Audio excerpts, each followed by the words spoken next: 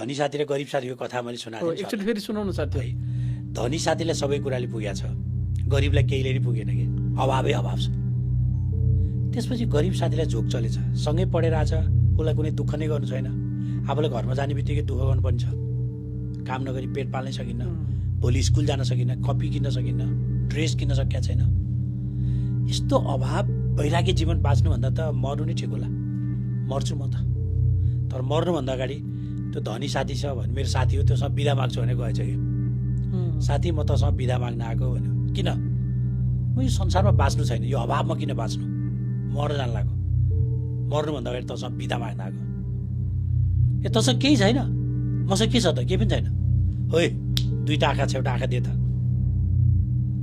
करोडपति छ, अरबपति छ, एउटा आँखा चाहिएको छ, त्यो आँखाले उसले संसार हेर्न पाउँछ भने जति पनि दिन्छ। तेरो एउटा किडनी दे त। अरबपति छ, किडनीले उसले बाँच्न सक्छ भने कति पनि दिन सक्छ। तेरो नक्कली दाँत हाल्न कति लाग्छ? एउटा दाँतको 15,000 लाग्छ।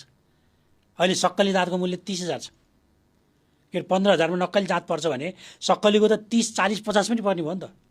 ल 30 परेछ, 32वटा सक्कली दाँत छ भने त 32 × 30 भने 10 लाखको त उसको दाँत मात्रै रहेछ, सकुशल। नक्कलीले हाले पनि 5 लाख जान्छ। 10 करोड अहिले दिन्छु, त आजै धनी हुन्छस्, तर यो हात मलाई काटेर दे, दिन्छ?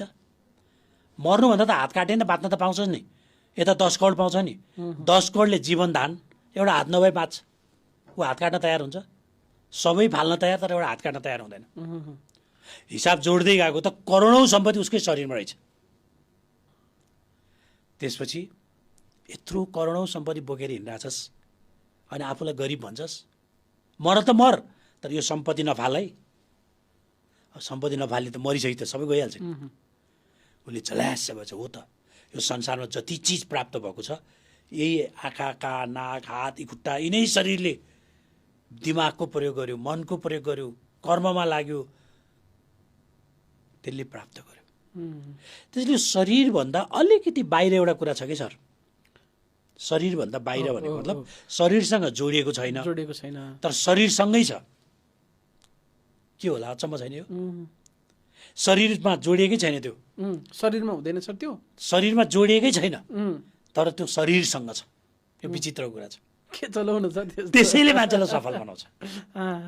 फ्रेम हुन्छ नि सर, त्यो देखिँदैन फ्रेम है, शरीरसँग छ, शरीरको फ्रेम हो, शरीरबाट बाहिर छैन, तर शरीरमा छ। त्यो फ्रेम भनेको चाहिँ एटिट्युड, कन्फिडेन्स, सेटिस्फ्याक्सन, स्ट्यान्डर्ड्स,